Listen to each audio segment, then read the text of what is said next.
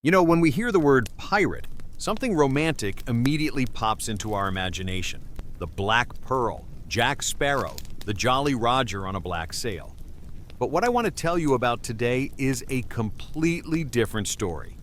This is a story about how piracy transformed from a crime into a state business, how sea robbers became respectable gentlemen holding royal patents, and how exactly this cunning political game turned a small island kingdom into the most powerful empire on the planet. Let's transport ourselves for a minute to the 16th century. Imagine England of that era. The country was not yet great, rather small and quite poor. The kingdom was only just recovering after long religious strife, the treasury was empty, and the formidable Catholic Spain dominated the continent, bringing whole fleets of gold and silver from its overseas colonies. The Spanish were so rich that the English crown could only dream of such money. It was the inflow of gold and silver plundered in the New World that caused the so-called revolution of prices, when the cost of everything in Europe rapidly crept upwards, and the English economy found itself in a very difficult position. And so, in the year 1558, Elizabeth I ascends the throne, young, smart, pragmatic. She inherited a kingdom practically on the verge of bankruptcy after the reign of her sister Mary. The treasury was empty, the debts enormous, and enemies surrounded her. Catholic Europe looked upon Protestant England with suspicion and hostility. The Spanish King Philip II, incidentally the former husband of that very Mary, was generally not averse to returning England to the fold of the Catholic Church, preferably by force. Elizabeth understood. Fighting Spain openly was an unaffordable luxury. A standing army and navy cost insane money, which the crown simply did not have. But it was possible to act otherwise, right? It was possible to fight using other people's hands. It was possible to turn private ship owners into a weapon against the enemy without spending a single penny from the treasury. Now, this is where the most interesting part begins. There was an ancient tradition known since the 13th century, privateering. In essence, it was a legal form of piracy. Imagine, a wealthy merchant comes to the king and says, "Give me official permission to rob Spanish ships, and I will share the spoils with you." And the king issues him a special document, a privateering commission, or, as the English called it, a letter of marque. This piece of paper was a real treasure. It gave a private vessel the right to attack and seize the ships of an enemy power, and yet not be considered a criminal. The French called such a certificate lettre de course, which can be translated as permission for a course, travel authorization. This, incidentally, is where the word corsair came from, the French version of a privateer. But the English preferred the term privateer, from the word private. The essence is the same. This is a private person acting with the permission of the state. The difference between a pirate and a privateer was colossal. A pirate is a criminal, acting on his own, robbing everyone indiscriminately. He is captured and hanged without much ceremony.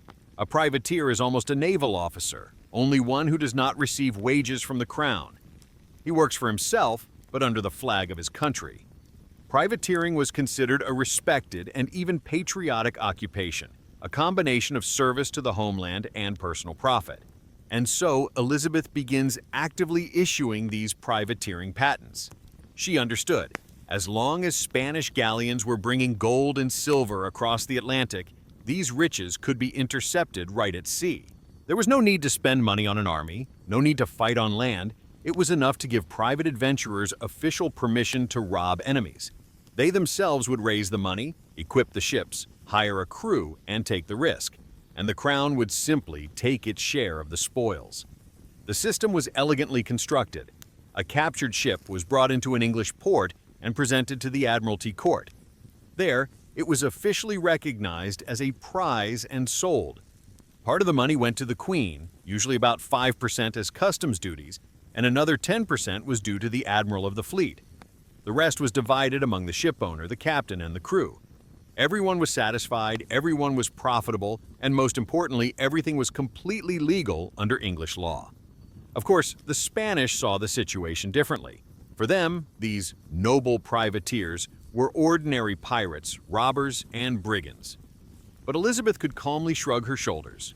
Well, It is not I who am fighting you. These are private individuals engaged in their private business. Such a convenient political game where the state gains all the benefits of war but formally does not enter into it. And you know, it worked. Elizabeth's economical policy, based largely on the capture of Spanish treasure ships, managed to restore the country's financial system.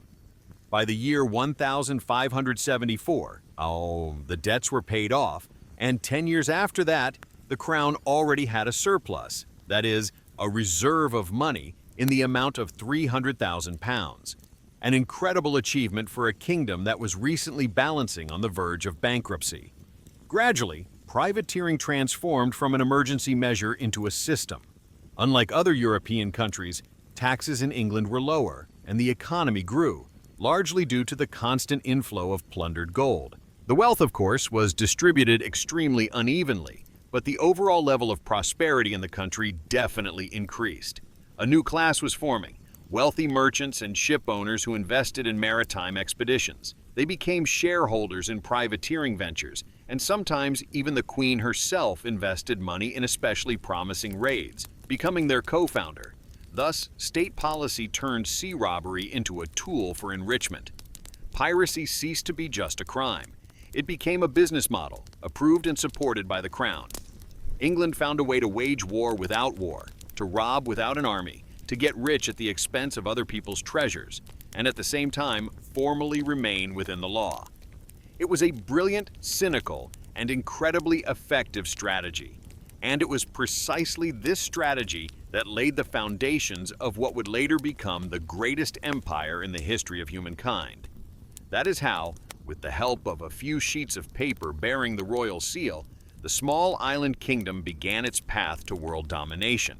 And the main characters in this story would not be kings or admirals, but desperate adventurers with privateering patents in their pockets. People for whom the line between heroism and crime was as thin as the blade of a boarding saber. So, the system was created. Now, all that remained was to launch it at full power. And Elizabeth I did it, with flair, elegance, and that special English practicality which knows how to cover up robbery with beautiful words about serving the homeland.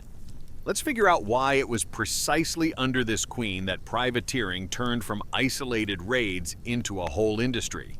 It was all due to a unique confluence of circumstances, economic, political, and religious. Let's start with religion. The 16th century was a time of great schism in the Christian world, the era of the Reformation. Europe was divided into two warring camps, Catholics and Protestants. Elizabeth inherited a Protestant kingdom, and around her were powerful Catholic states, primarily Spain of Philip II. For the Spanish king, the English queen was a heretic, a usurper, whom Catholic Europe generally did not consider a legitimate ruler. Her mother, Anne Boleyn, had been executed, and Elizabeth herself was officially declared illegitimate for a time. The religious conflict overlapped with the political one, and the two kingdoms looked at each other with unconcealed hostility. But declaring open war was risky. Spain had a huge army, fortresses across Europe, a fleet, and the gold of the American colonies.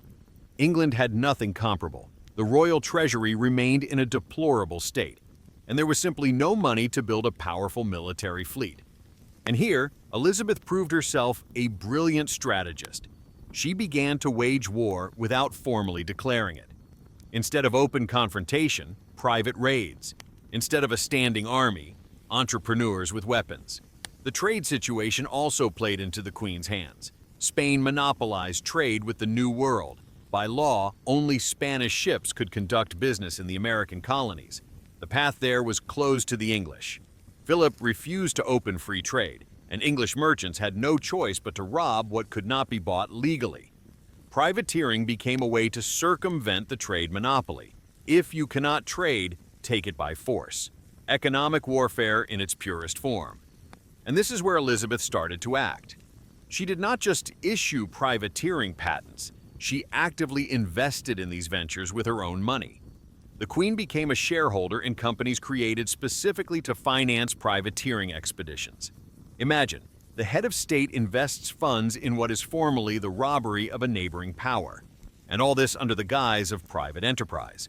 A brilliant scheme, allowing her, in case of failure, to tell the Spanish, "It wasn't me, these are private individuals. I had nothing to do with it." Moreover, Elizabeth gave privateers not only money but also ships, sometimes even from the Royal Navy. She signed secret orders, issued official licenses for the right to sail on armed vessels, and granted estates and titles to those who distinguished themselves. Many representatives of the high nobility also became shareholders and patrons of privateering companies. It was fashionable, profitable, and patriotic all at once. The system for distributing the spoils was carefully thought out.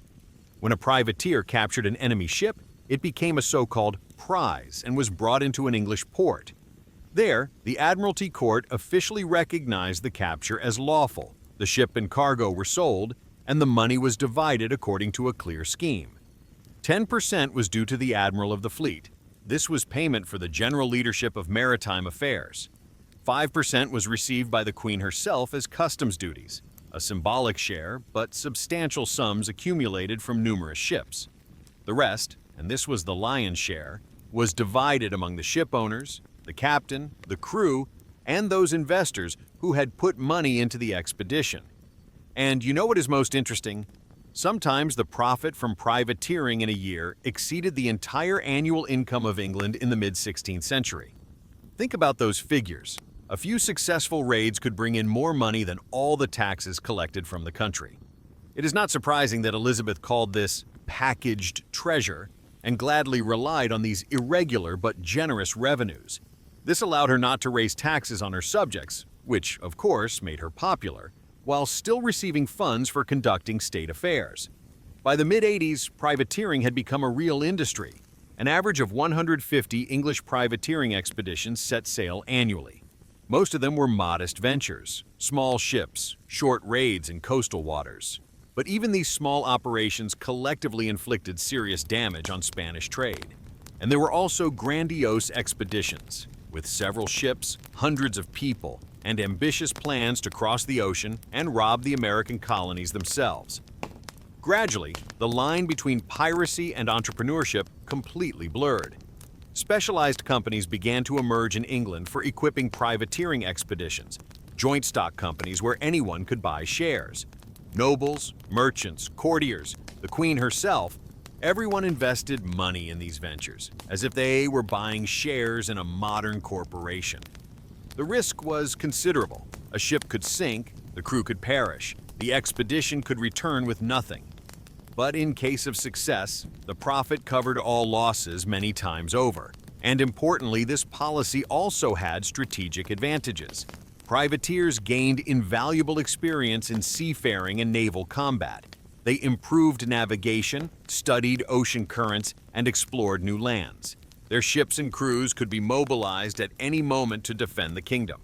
This is exactly what happened in the year 1588, when Spain finally sent its famous Invincible Armada, a huge invasion fleet, against England.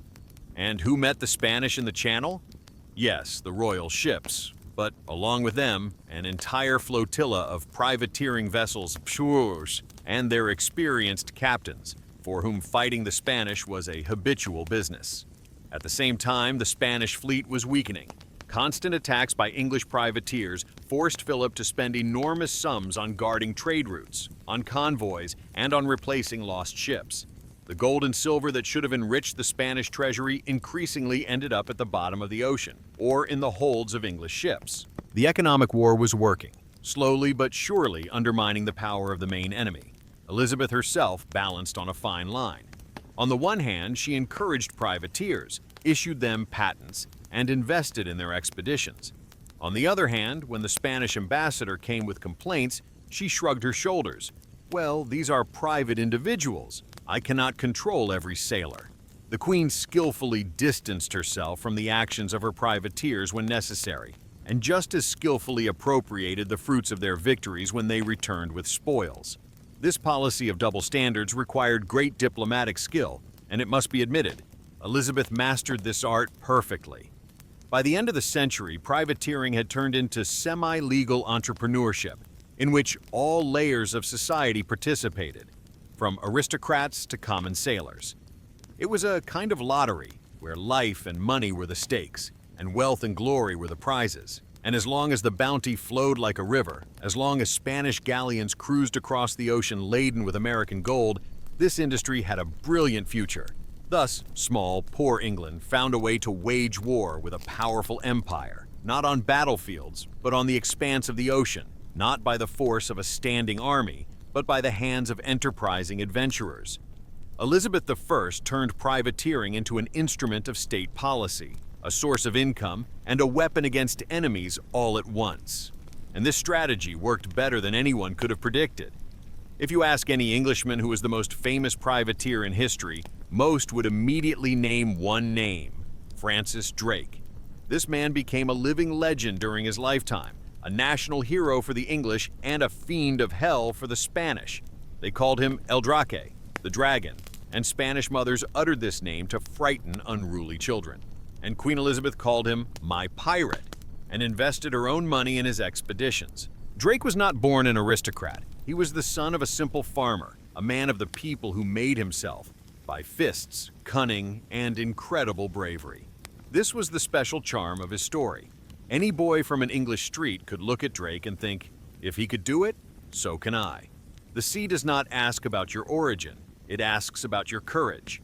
Drake first gained real fame in the early 70s of the 16th century. The young captain had already sailed to the Caribbean Sea several times, seen the Spanish colonies, and studied their weaknesses. And so he conceived a daring operation to attack the Panama Isthmus itself, the place where the Spanish transported silver from the Peruvian mines across land to the Caribbean coast. Imagine caravans of mules loaded with silver ingots traveling through the jungle guarded by a few dozen soldiers. And somewhere in those jungles, Drake and his men were waiting for them. The operation was risky, almost insane. To attack the Spanish city of Nombre de Dios, seize the treasure stores, and intercept the caravans, all of this required perfect timing and luck. But Drake was not afraid of risk. He stormed the city, seized the silver, and ambushed the silver caravan right in the jungle. About 30 tons of silver. Can you imagine how much that weighs? Of course, taking everything was impossible, but what he managed to capture brought Drake about 20,000 pounds sterling and the reputation of England's most audacious privateer. After this raid, Drake's name became known throughout all of Europe. The Spanish swore to hang him, the English admired him, and Queen Elizabeth, she saw in him the perfect tool for her policy.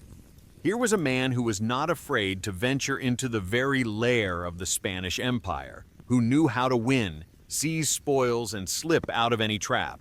And most importantly, he was absolutely devoted to the crown. And so, in the late 70s, Elizabeth entrusts Drake with a grandiose mission. Officially, a reconnaissance expedition to search for new lands and trade routes. Unofficially, to pass through the Strait of Magellan into the Pacific Ocean and give the Spanish a surprise they would not even suspect. You see, the Spanish considered the Pacific Ocean their inner sea. Their ships sailed there without any escort. There were no fortifications in the cities. Galleons carried treasures as if they were just ordinary grain cargo. They could not imagine that an English ship could appear in those waters. On the 15th of December, 1577, Drake sailed out of Plymouth on the flagship Pelican as part of a small squadron of 5 ships. This was the beginning of the most incredible maritime adventure of that era. A journey that would change the map of the world, fill the English treasury with gold, and make Drake immortal. The passage through the Strait of Magellan was a brutal test. Storms scattered the squadron, several ships were lost, and the crews mutinied. But Drake was an iron commander. He suppressed the rebellion, executed the instigators, and continued the journey. And somewhere in that hell of wind and waves, he renamed his ship. The Pelican became the Golden Hind, an elegant, noble name for a ship that would soon become the nightmare of the entire Spanish Empire. Upon entering the Pacific Ocean, Drake began to methodically move north along the South American coast. And here the real feast began. Spanish cities fell one after another to his capture. Ships, without even attempting to resist, surrendered to the mercy of the Golden Hind. No one expected an attack. There were simply no enemies in the Pacific Ocean. The Spanish were in shock. Where did this English ship come from? How did it even get here? Drake robbed ports and ships with the coolness of an experienced professional. He was not a cruel sadist. He was a businessman who came for profit. Take the treasures. Do not kill unnecessarily. Move on. Along the way, he seized several Portuguese and Spanish ships, replenished supplies, and took a pilot who knew the waters. And then came the encounter that would forever go down in history. Off the coast of modern Ecuador, Drake overtook the Spanish galleon Nuestra Señora de la Concepción, Our Lady of the Immaculate Conception. The Spanish simply called this ship Cacafuego, spewing fire, and this formidable galleon met the Golden Hind. The fight was short. The Spanish did not even have time to properly prepare for defense. When Drake and his men opened the holds of the Cacafuego, they could not believe their eyes. Lying there were 36 kilograms of pure gold, a gold crucifix studded with emeralds, chests of jewels, and, pay attention, 26 tons of silver. 26 tons! Imagine that cargo. Drake's sailors spent several days just transferring the treasures to the Golden Hind. The ship sat lower in the water from the weight of the spoils. This single capture repaid the entire expedition many times over. But Drake did not stop. He continued north, reaching the 48th parallel, surveying the coast where Vancouver is now located. Somewhere near modern San Francisco, he landed ashore and declared these lands a possession of the English crown, naming them New Albion. The Spanish did not control these territories, and Drake essentially staked them out for England. But it was impossible to go further north. Cold, dangerous, and returning the same way was foolish. The Spanish had surely already organized a pursuit. Therefore, Drake made the only correct decision: to go home across the Pacific Ocean, around Africa, to complete the circumnavigation of the globe. The journey was long and difficult, crossing the Pacific Ocean, stopping at the Moluccas, where Drake established diplomatic relations with the local sultan, the attempt by the Spanish to intercept him in the Indian Ocean. The Golden Hind was almost wrecked on the reefs. Part of the cargo had to be thrown overboard to get off the sandbar. But eventually on the 26th of September, 1580, the Golden Hind sailed into Plymouth. A crew of 59 remained on board, out of the 164 who had set sail. And the cargo. My God, what cargo! Modern researchers estimate the total value of the treasures Drake brought back at approximately 600,000 pounds sterling. Some sources name a more modest but still astronomical figure: 140,000 pounds of pure profit, which is equivalent to approximately $168 million in modern money. Just half of the Queen's share exceeded the Crown's entire annual income, 2 annual budgets of Britain in the hold of one ship. The investors who had funded the expedition received fantastic profits, about 4,700%. Every invested pound brought 47 pounds of income. Elizabeth was delighted. Drake became the wealthiest man in England, excluding the Queen herself. But most importantly, he became a hero. The first Englishman to circumnavigate the globe. A man who single-handedly inflicted greater damage on the Spanish Empire than any army. The Queen personally knighted him right on the deck of the Golden Hind, and she ordered the ship itself to be preserved as a national relic. It was placed in a special dock at the mouth of the Thames, and the English could come and look at the legendary vessel. Drake received a title, became mayor of Plymouth, and was elected to Parliament numerous times. But he found no peace. The war with Spain was smoldering, and Drake continued to fight, because it was his element, his calling. In the year 1587, when it became clear that Spain was preparing a massive invasion of England, assembling the huge armada, Drake received a new assignment: to disrupt the Spanish preparations. And he did it in his signature style, audaciously, spectacularly, with maximum damage to the enemy. He burst right into the Spanish harbor of Cadiz, one of the main ports of the empire, and perpetrated an outright rout there. Between 24 and 39 Spanish ships were destroyed or captured, many of which were designated for the Armada. Drake captured a huge amount of supplies, including barrel staves, blanks for making between 25,000 and 30,000 barrels. It might seem like a trifle, just some wooden planks, but in reality, it was a genius blow. Barrels are needed for storing water and provisions during a long voyage. Without them, the fleet cannot put to sea. The Spanish had to urgently find new wood, make new barrels, and that meant months of work. The invasion of England had to be postponed for a whole year. The English admiringly called this raid "singeing the king's beard," a hint that Drake had dared to strike at the very pride of the Spanish crown. Philip II was furious, but what could he do? Drake was elusive, audacious, and wildly effective. And when the following year the Invincible Armada finally arrived off the coast of England, Drake was there, on the deck of his ship, as one of the commanders of the English fleet.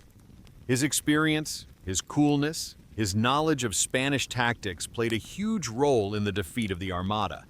And although the victory was collective, and weather and luck certainly played a part, Drake himself forever remained the symbol of that victory, the invincible, legendary El Drake. Thus, a simple farmer's son became the greatest privateer of the era, a national hero, a living legend.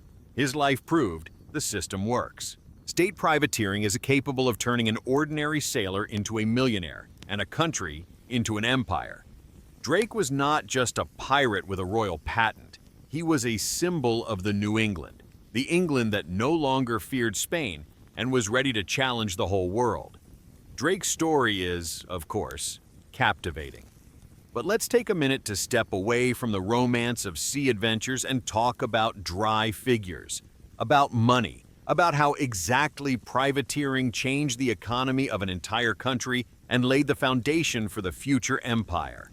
You see, privateering was not just a series of successful robberies. It was an entire economic system that worked on several levels simultaneously, enriching private individuals, replenishing the royal treasury, and at the same time systematically undermining the economy of opponents. Let's start with the most obvious, direct enrichment. Every successful raid brought enormous sums. We have already talked about Drake and his fabulous spoils, but he was not the only one. Hundreds, thousands of captains went to sea with privateering patents in hand. Some returned with nothing. Some died in battle or sank in a storm. But those who returned with prizes received sums that were simply unimaginable for a common sailor. Let's look at the figures. An ordinary sailor on a merchant ship in the 17th and 18th centuries earned between 25 and 55 shillings a month. That is, between 15 and 33 pounds a year. Pennies, barely enough to live on. But a successful privateering raid could bring an ordinary crew member more than he would have earned in several years of honest labor. It is not surprising that sailors eagerly signed up for privateering vessels. The risk was great, but the potential reward was worth it. For ship owners and investors, the profit was even greater. Of course, equipping a privateering expedition was expensive: ships, supplies, weapons, crew wages. But in case of success, the return on investment could be fantastic. We remember the 4,700% profit from Drake's expedition. That is, of course, an exceptional case.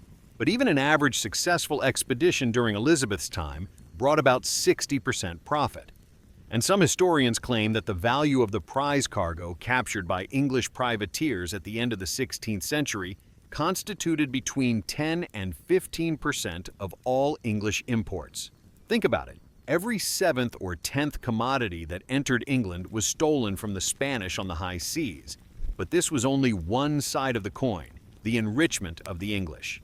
There was another, equally important side, the impoverishment of the enemies. Privateers did not just rob. They methodically destroyed the economy of their opponents, primarily Spain. The Spanish Empire depended on a constant inflow of gold and silver from the American colonies. These treasures were not just wealth, they were the lifeblood of the economy, the money with which King Philip maintained the army, the fleet, and waged wars across Europe.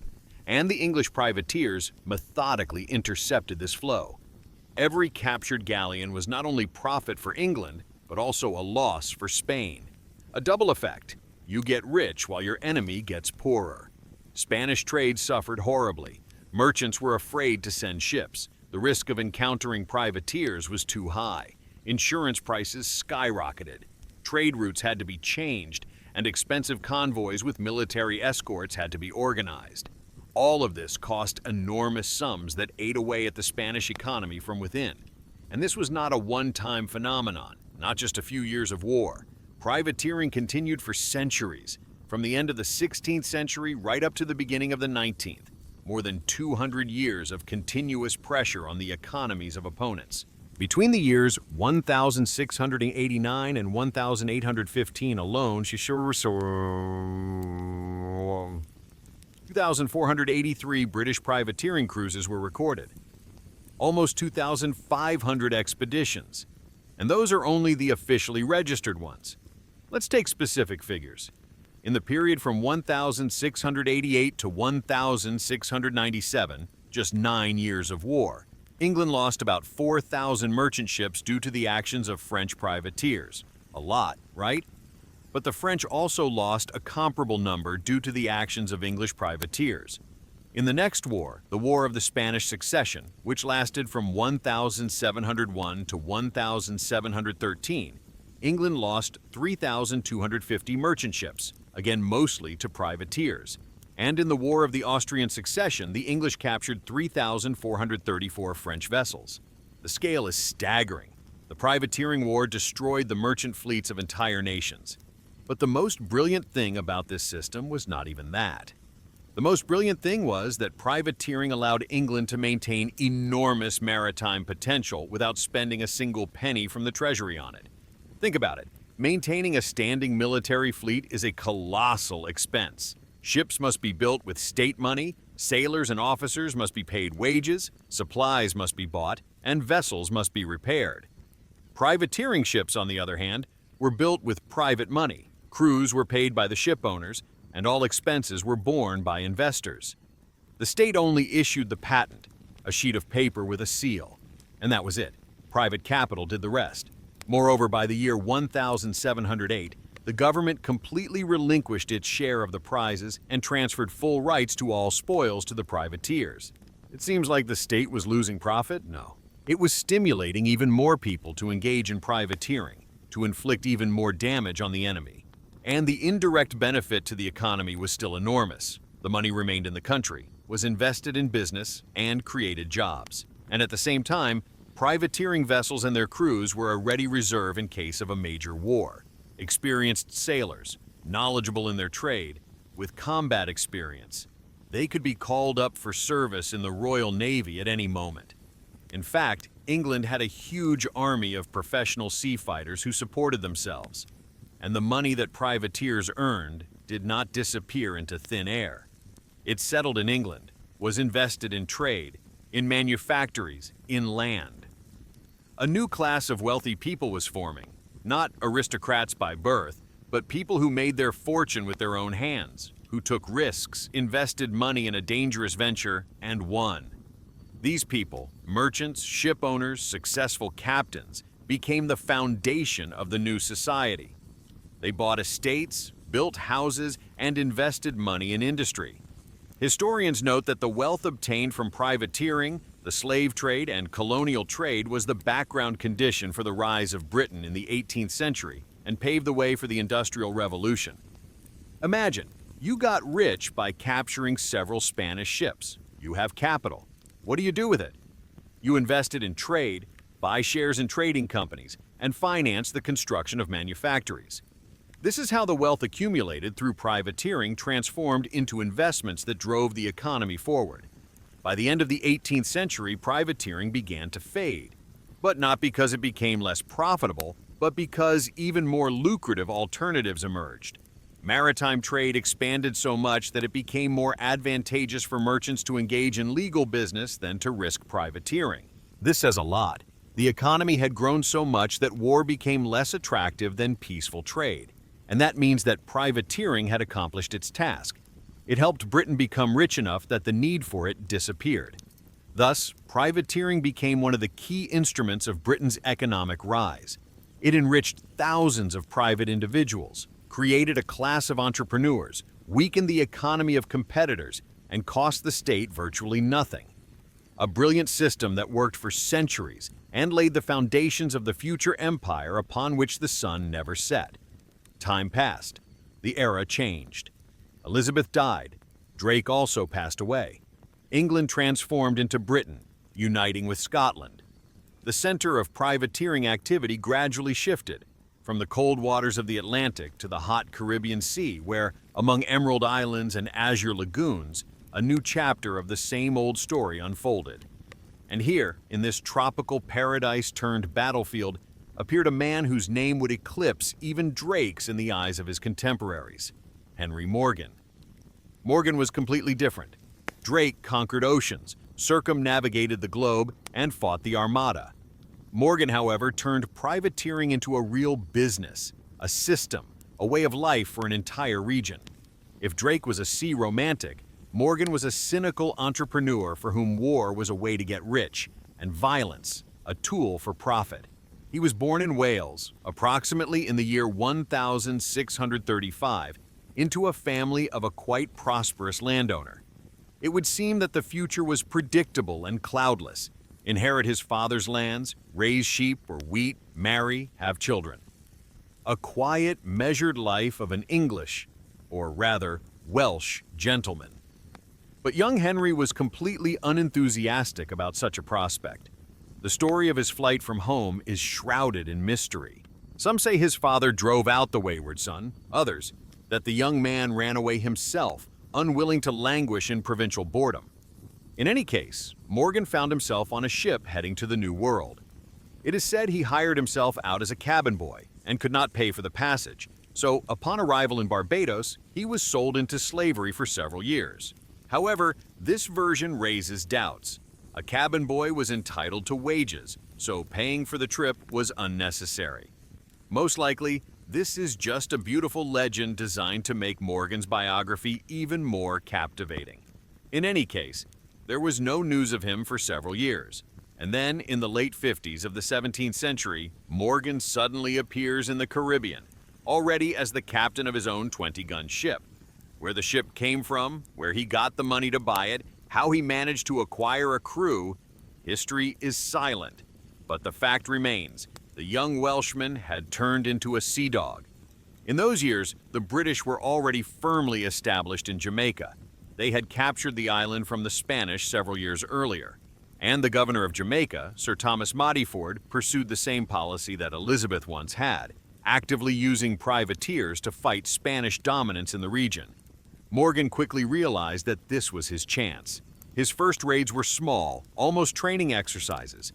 In the spring of 1665, he and his men looted the city of Santiago de Granada in Nicaragua. Nothing special. The town was looted so often that residents were already accustomed to hiding valuables at the first rumors of approaching pirates. But the operation was successful, the spoils were seized, and the crew was satisfied. Governor Modiford took notice of the capable captain. The following year, Morgan received more serious assignments, robbing Dutch settlements on Curaçao. You see, the enemies change depending on the political situation. Yesterday they fought the Spanish, today the Dutch, tomorrow, perhaps the French. The privateer did not care, as long as they paid and gave a patent. And so, in the year 1667, Morgan received an official privateering patent from Governor Modiford. This was an important moment. Now he acted not just as an adventurer, but as a representative of the British Crown, or rather, its local administration. The patent gave the right to attack Spanish ships at sea. Formally, only ships. Land attacks, robberies of cities and fortresses were forbidden. But Morgan, from the very beginning, did not care about these restrictions. Ships were good, but the real riches were kept on shore, in cities, in fortresses, in monasteries. And he began a series of daring raids that made his name famous throughout the entire Caribbean basin. In the year 1668, on the instructions of the governor, Morgan assembled an entire flotilla, 10 ships, 500 crew members. The target, Cuba. But not just some village, but a serious operation. Morgan prepared well, studied the fortifications, and thought out the plan. And the raid succeeded. The Spanish were caught off guard, the city was looted, and the spoils were enormous. This was followed by a strike on Portobello, one of the most important ports in Spanish America, located on the coast of Panama. Caravans of silver from Peru passed through this city. The Spanish considered Portobello impregnable, powerful fortresses, garrisons, cannons. But Morgan took the city by storm, using a cruel but effective tactic. He drove captured monks and nuns ahead of his men as human shields. The Spanish hesitated to shoot at the clergy, while the privateers crept closer. The city was taken. Morgan and his men settled there for a whole month, methodically extracting information from the inhabitants about hidden treasures. Torture, beatings, executions, everything was commonplace. This was not chivalrous warfare. It was business, and in business, sentimentality is inappropriate. The next target was Maracaibo, a wealthy city on the shore of the eponymous lake in Venezuela. The inhabitants, taught by bitter experience, learned of Morgan's approach in advance and managed to hide, taking the most valuable possessions with them.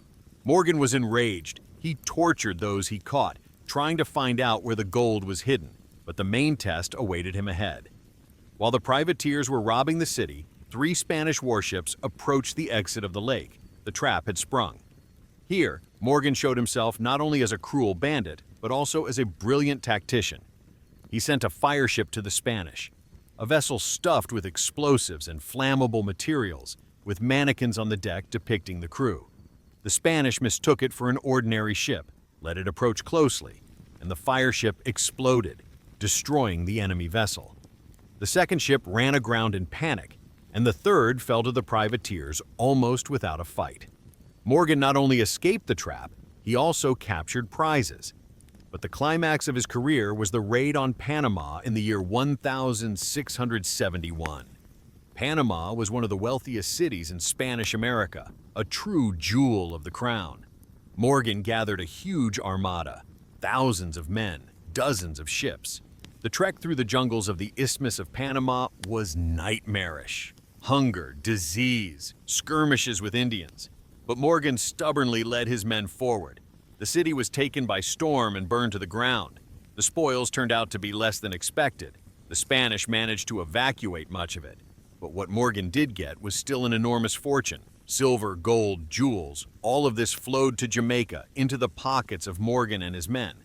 Paradoxically, it was this success that almost ruined the privateer.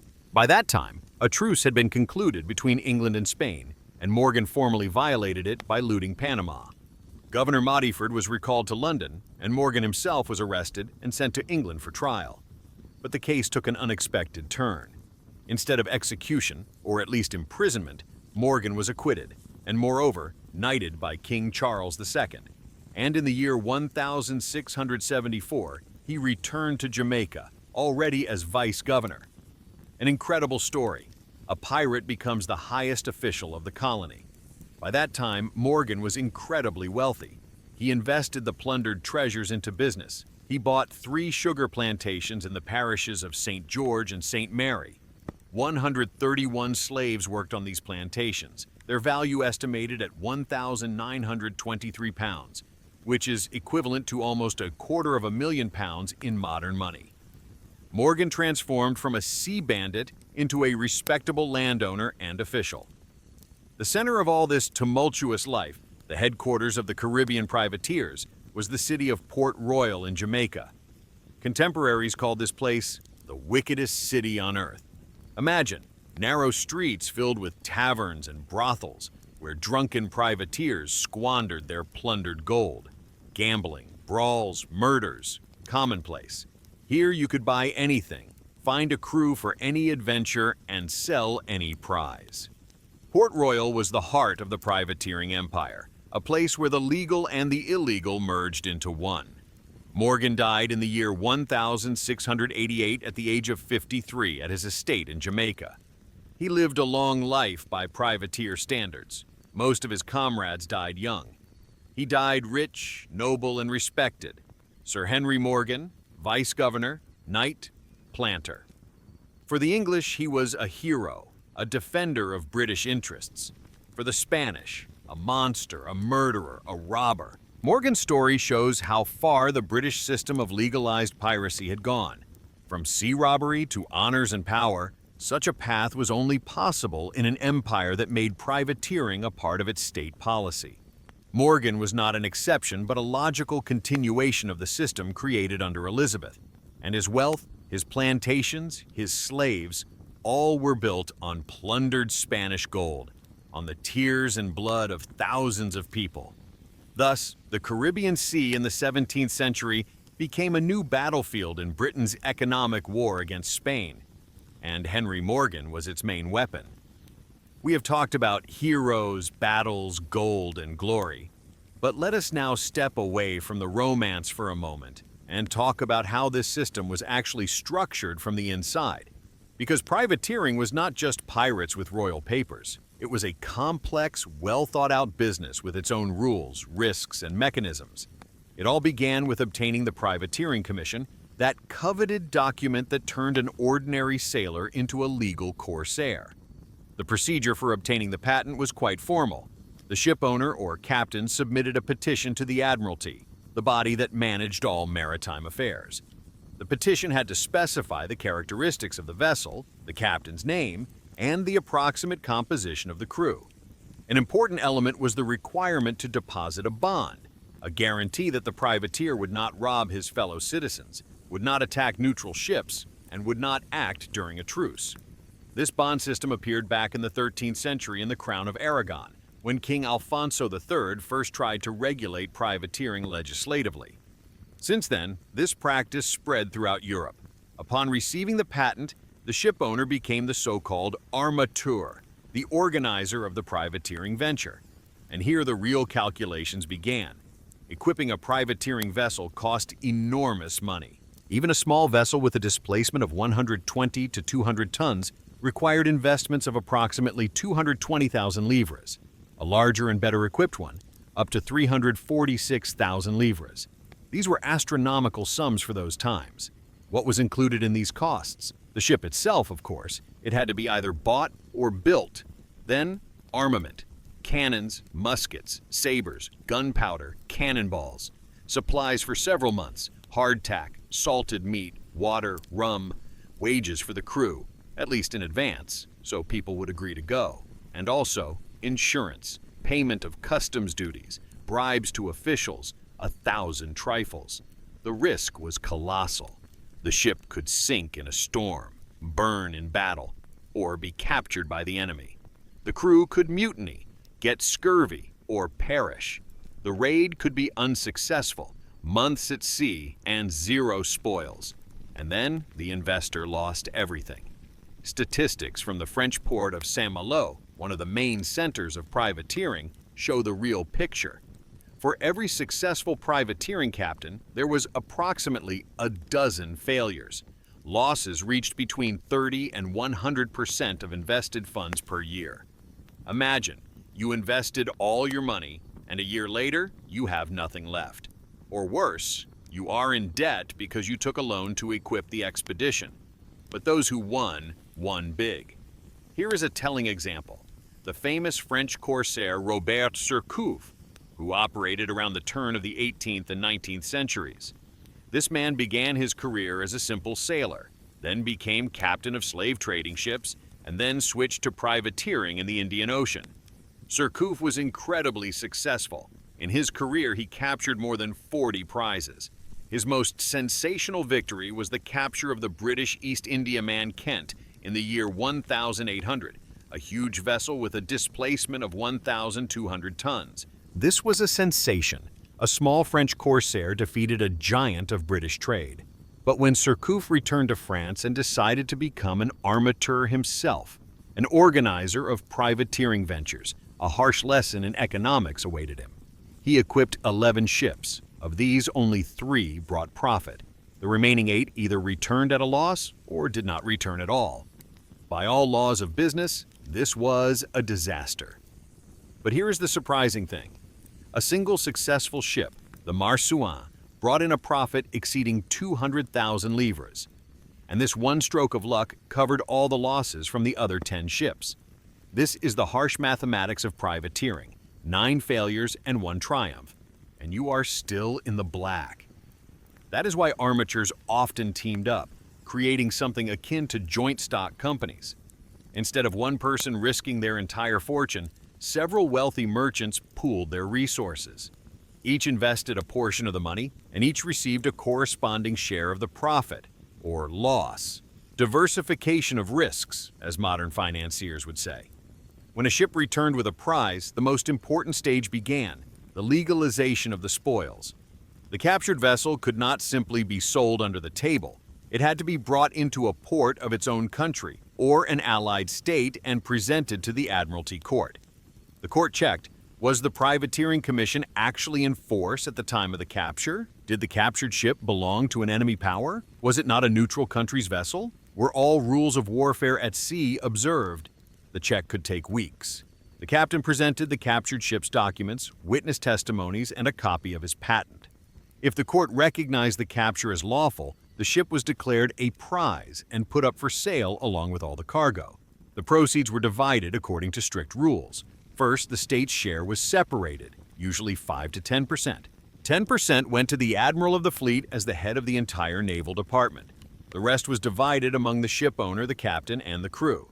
Typically, the owner received about half, the captain about a quarter, and the remaining quarter was distributed among the crew depending on rank. A common sailor received his small share, the boatswain and gunners, a little more, officers, even more. By the beginning of the 18th century, the British government went even further. It completely gave up its share of the prizes. All spoils now remained with the privateers. Why? To encourage even more people to engage in this business, to attack enemy trade even more actively. The state realized the indirect benefit of privateering, undermining the enemy's economy, was far more important than the direct profit in the form of a few percent from the prizes. Without a ruling from the Admiralty Court, the prize could not be sold. If a privateer tried to bypass this procedure, he automatically turned into a pirate outside the law. The former owner of the captured ship could demand its return and compensation for losses. The system relied on reputation. If you follow the rules, you are a legal privateering captain. If you violate them, you will be hanged from the nearest yardarm. This complex, multi-stage organization turned sea robbery into a respectable business.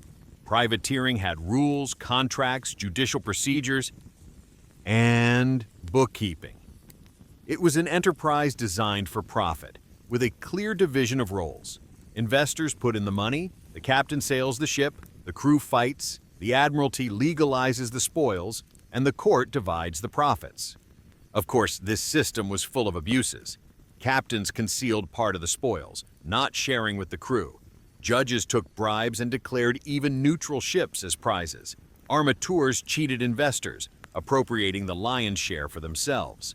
But overall, the system worked, and worked for centuries, enriching thousands of people and undermining the economies of entire empires. Thus, privateering transformed from spontaneous raids into an industry with its own infrastructure, laws, and traditions. A business built on war, an enterprise where the commodities were captured ships and human lives. A cynical, brutal, but incredibly effective system that helped Britain become the ruler of the seas. We have talked about privateers, gold, and naval battles. But let us now look at the broader picture. How exactly privateering helped create not just the wealth of individuals, but entire trading empires that subsequently turned Britain into a global hegemon. Imagine the end of the 16th century. Europe is rapidly globalizing. The Spanish and Portuguese have been controlling the sea routes to Asia, Africa, and America for 2 centuries. They created huge trading empires, bringing spices, silks, gold, and silver to Europe. England looked at this with envy. It wanted its share, but how could it get it? And so, in the year 1600, a group of London merchants received a charter from Queen Elizabeth I to create the East India Company. Officially, it was a private trading company, a joint stock company where anyone could buy a share. But in reality, it was something completely different, an instrument of state policy, hidden behind the mask of private enterprise. The company received incredible privileges from the Crown, a monopoly on all of England's trade with India and the Far East, the right to negotiate with foreign rulers on behalf of the British Crown, the right to maintain its own army and fleet, the right to mint coins, establish laws in controlled territories. It was not just a company, it was a state within a state. And guess who became the main shareholders? The very people who got rich from privateering. Nobles, merchants, ship owners. All those who once invested in the expeditions of Drake and his ilk were now investing in a new, even more massive enterprise. Plundered Spanish gold was being converted into shares of trading companies. Piracy evolved into legal business. But the East India Company did not abandon the services of privateers. Quite the opposite. Its ships needed protection from competitors, and the competitors were serious. The Dutch East India Company, the French, the Portuguese. Trade routes turned into a battlefield where privateers fought for the interests of their employers. The company actively hired privateers to protect its vessels and attack those of competitors. When England was at war with France or the Netherlands, privateers received patents and went to rob the merchant ships of competitors in the Indian Ocean, off the coast of Africa, in the South China Sea. This was economic warfare on a global level. A telling case. During the war with France in the 18th century, French privateers inflicted such damage on British trade in India that sailors refused to put to sea. It was too dangerous. The East India Company demanded protection from the Royal Navy, threatening to cut off supplies and wages to the sailors. In response, the British fleet began seizing the bases of French privateers. Without a base, a privateer cannot repair or replenish supplies, which renders him helpless. Meanwhile, in the Caribbean Sea, the informal West India system operated. Although the English did not have an official company with that name, the model of controlling territories through a combination of trade, plantations, and privateering worked brilliantly.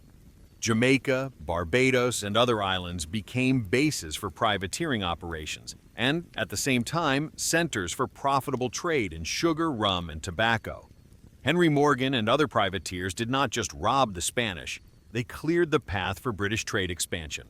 Every captured Spanish city, every defeated convoy weakened Spanish control over the region and gave British merchants an opportunity to gain a foothold. Thus, privateering transformed into an instrument of colonization. And here begins the most interesting part: how plundered goods were turned into legal capital. A successful privateer returned with spoils. What did he do with them? Of course, some of it was spent on luxury, on drink and women, but smart people invested. Morgan bought 3 sugar plantations in Jamaica, acquired 131 slaves, and became a large landowner. Other privateers invested money in merchant ships, in the construction of port facilities, in real estate in rapidly growing colonial cities. The plundered gold settled in Britain, turning into capital that could be invested in business. An entire infrastructure was forming. Ports expanded. Shipyards were needed for repairing vessels, warehouses for storing goods, customs houses for processing prizes. Banks emerged that financed maritime expeditions, insurance companies that assumed the risks, lawyers specializing in maritime law and prize cases. Entire cities thrived on privateering. Plymouth, Bristol, later Liverpool. These ports grew rich on the trade of prizes, on servicing privateering vessels. Houses were built there. Shops, restaurants, and entertainment venues opened. Money circulated, and the economy grew. But most importantly, privateering wealth created capital for the Industrial Revolution. Historians dispute the exact figures, but no one denies. Colonial trade, the slave trade, and privateering were one source of the initial accumulation of capital in Britain. Money earned in the colonies, often plundered, seized, squeezed out of slaves on plantations, returned to the mother country and was invested in new ventures. Manufactories were built, new technologies were introduced, and steam engines were created. Wealth plundered from the sea turned into factories and mills on land. Take, for example, the textile industry, one of the locomotives of the Industrial Revolution. Where did the cotton come from? From the American colonies, where slaves worked on plantations. Who ensured the security of the trade routes? The Royal Navy and privateers. Who financed the construction of factories in Manchester and Liverpool? Merchants who grew rich on colonial trade. It was a closed cycle. Privateering enriched Britain and weakened its competitors. Britain used this wealth to develop industry. Industry provided even more goods for trade and even better armed ships for the fleet. The fleet ensured control over the seas and the protection of trade routes. By the middle of the 18th century, Britain became the world's leading trading nation. The East India Company controlled huge territories in India, virtually ruling entire provinces. In the year 1765, the company received the right to collect taxes in Bengal, India's wealthiest province. Imagine, a private trading company collecting taxes from millions of people. It was a state disguised as a corporation. Profits were fantastic.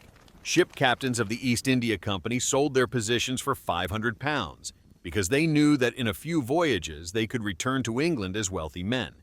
Company officers returned home, bought estates, gained seats in Parliament, and became influential politicians. The company created a powerful lobby in the English Parliament. Its interests were defended at the state level. When competitors tried to violate its monopoly, Parliament passed laws in its defense. When problems arose with local rulers in India, the Royal Navy came to the rescue. Even other European countries that attempted to create their own East India companies faced rigid opposition. The Austrian company was stifled by competition. The English and Dutch seized its ships, blocking access to markets. The Swedish company tried to gain a foothold in India, but the English and French governors simply destroyed their factory and confiscated the goods. This was a war for dominance, where all means were fair. Thus, privateering was only one element of a vast system. The system included trade monopolies, colonial conquests, the slave trade, plantation economy, and industrial production. All this worked together, enriching the mother country and turning Britain into an empire upon which the sun never set. The plundered gold of Spanish galleons in the 16th century became capital for trading companies in the 17th. The profits of trading companies became investments in industry in the 18th, and industrial power made Britain the hegemon of the 19th century. Such was the long path, from piracy to world domination. Every era ends sooner or later, and the golden age of privateering was no exception. By the beginning of the 18th century, the system that had enriched Britain and terrorized its enemies for 2 centuries began to slowly but steadily die. And it died not from defeats in battles, but from its own success. Let's start with the most important event, the formation of the United Kingdom of Great Britain in the year 1707. England and Scotland united into a single state. And this was not just an administrative act. It was a bid for a new status. Young Britain was no longer a small island kingdom desperately fighting for its place in the sun. It was becoming an empire, a real, respectable, mighty one. And empires need a reputation. You need to be respected by European courts, to conclude treaties with you as equals, to have your ambassadors received with honors. And this is where privateering became inconvenient. How do you explain to the French or Dutch king that your private individuals have just looted their merchant fleet? How do you convince them that you are a civilized power when your sailors with royal patents behave like ordinary pirates? The problem became acute even earlier. King James I, who ascended the throne in the year 1603 after the death of Elizabeth, immediately faced this dilemma. He wanted peace with Spain. He wanted to establish normal diplomatic relations. But English privateers continued to rob Spanish ships with such enthusiasm that it reached absurdity. They began to seize French and Dutch vessels because the Spanish had learned to sail with large escorts. James issued a proclamation. Recent prizes must be returned, and anyone who continued to attack Spanish ships after the declaration of peace would be considered a pirate. Imagine the privateers' reaction. Yesterday you were a hero. Today you are declared an outlaw. Some offered their services to the Dutch Republic, which was still fighting Spain, but the king forbade even this.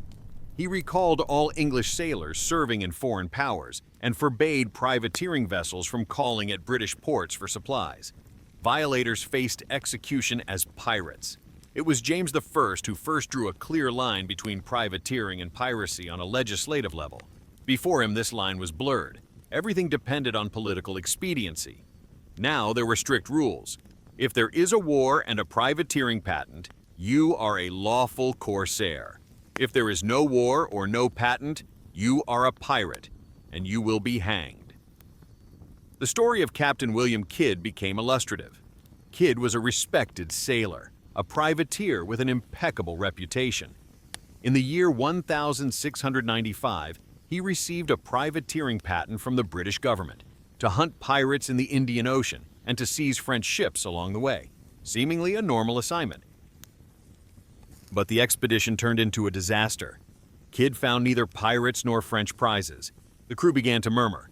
People had gone for spoils, and there were none. And so Kidd began capturing any vessels he encountered. Among them were ships under the British flag, Allied vessels. The line had been crossed.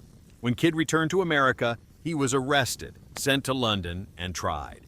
Not for privateering, for piracy. He was hanged in the year 1701, and his body was displayed in a cage by the river as a warning to all sailors. A man who acted on a royal patent became a criminal. Times had changed. What was once forgiven was now punished by death. But the main reason for the decline of privateering was not political, but economic. Britain was growing wealthy. Maritime trade was expanding at incredible rates. And here a simple piece of mathematics emerged. If previously a merchant had two options, trade or privateer, now trade became so profitable that risking privateering made no sense. Opportunity costs increased. Every ship sent out privateering was a ship that was not carrying goods. Every month spent hunting enemy ships was a month of missed trade profit. And when trade offered stable, guaranteed income, and privateering was risky and unpredictable, the choice was obvious. Moreover, the privateers themselves became a problem for British trade. French corsairs robbed English ships just as fiercely as the English robbed the French. Losses grew, insurance premiums skyrocketed. Merchants demanded protection from the government, not new privateering patents. And this is where the Royal Navy stepped in. By the middle of the 18th century, Britain had created the most powerful naval fleet in the world. There was no longer any need to rely on private adventurers. The state could protect its own trade routes and smash the enemy fleet itself. Privateers transformed from a necessity into an anachronism. After the end of the War of the Spanish Succession in the early 18th century, and then after the Peace of Utrecht in the year 1713, a relative balance of power was established in Europe. Powers no longer waged constant wars with one another, and without war, privateering lost its meaning. Patents were issued only during wartime. Colonial administrations also strengthened. Previously, governors like Thomas Modiford in Jamaica actively supported privateers. It was profitable and necessary. But by the beginning of the 18th century, the situation changed. When the famous privateer Henry Jennings arrived in Jamaica with a cargo of gold in the year 1715, the governor refused to receive him. Privateers were no longer needed. Order, respectability, and legal trade were needed. The privateering bases themselves began to close. Jennings tried to create a new base in the Bahamas, but it only lasted 3 years until the new Governor Woodes Rogers arrived with orders to clear the islands of pirates and bandits. The term changed. Those who were once called privateers were now called pirates. Formally, privateering continued to exist in the 18th and even the beginning of the 19th century. During subsequent wars, patents were issued and privateering vessels put to sea. But it was only a shadow of its former glory. Not hundreds of ships, but dozens. Not audacious raids into the very heart of enemy colonies, but minor skirmishes off the coast. The movement for the complete abolition of privateering began in the middle of the 18th century. Publicists like Abbé Mably wrote about the harm it inflicted on world trade. Attempts to reach an international agreement on the abolition of privateering were made repeatedly, in the year 1792 by France, in the year 1823 again by France, and the same year by the USA. But complete prohibition came only in the year 1856 with the Declaration of Paris. Thus ended the era. From piracy with a royal patent, Britain shifted to a standing fleet, from bandit raids to regulated trade. The system that helped a small island kingdom become an empire was no longer needed by that empire. The times of hero bandits like Drake and Morgan were in the past. The era of ships of the line, admirals in tricorn hats, and naval battles according to all the rules of military art had arrived. But the legacy of the privateering era did not disappear. It was in every pound sterling of the British treasury, in every trading company, in every plantation in the Caribbean, in every factory of industrial England. Plundered gold turned into legal capital, pirates became gentlemen, and their descendants, respectable members of Parliament and lords of the Admiralty. Britain grew out of privateering and outgrew it. The empire no longer needed sea robbers. It had the most powerful fleet in the world. But it was the privateers who paved the way for that greatness. History does not simply end. It continues to live in memory, in traditions, in the very structure of society. The privateering era concluded, but its consequences were felt for a long time, decades, centuries. Moreover, they are still felt today, if you know where to look. The most obvious legacy was money. The enormous capitals accumulated over 2 centuries of privateering, colonial trade, and plunder did not vanish. They remained in Britain, settled in banks, were invested in land, in trading enterprises, in new technologies. And when the Industrial Revolution began at the end of the 18th century, these capitals became its fuel. Look at the figures. In the period from 1819 to 1821, the British cotton industry consumed about 120 million pounds of raw cotton. By the year 1848, this figure had grown to 588 million pounds, almost 5 times in a quarter century. Pig iron production increased 5 times from 1821 to 1846. Britain transformed into the workshop of the world, producing about half of all global industrial output by the middle of the 19th century. Where did the money for these factories, these machines, this infrastructure come from? Of course, not only from privateering, there was also trade, colonial exploitation, and the slave trade. But privateering was part of this system, an important part of it. It enriched thousands of people, created a class of entrepreneurs ready to risk and invest. Plundered Spanish silver in the 16th century turned into steam engines and spinning machines in the 19th. But there was another legacy: control over the seas. Privateers paved the roads that the British merchant fleet later followed. They weakened the Spanish, the Dutch, the French, Britain's main competitors at sea. They created bases in the Caribbean, on the African coast, in the Indian Ocean, points around which the global empire later grew. By the 19th century, Britain controlled the world's most important sea routes. Its fleet dominated all oceans, and this dominance was built on the foundation that privateers had laid 2 centuries earlier. They were the first to show that the sea was not a Spanish lake, that the English could sail anywhere, rob anyone, and trade anywhere. The cultural legacy of privateering also survived. Drake became a national hero, almost a patron saint of English sailors. A monument was erected to him in Plymouth. Streets, squares, and ships bear his name. Legend has it that Drake's drum, which he took with him on his circumnavigation, is kept somewhere in England and sounds by itself when the country is in danger. Morgan is also not forgotten. In Jamaica, his portrait graces the labels of rum named in his honor. His life is romanticized in dozens of books and films. For the English of the 19th century, these men were heroes of the empire, proof of British superiority at sea, symbols of courage and enterprise. But here begins the moral ambiguity. What was heroism for the English was a crime for other nations. Drake was a slave trader before he became a famous privateer. Morgan tortured prisoners, robbed peaceful cities, and killed thousands of people.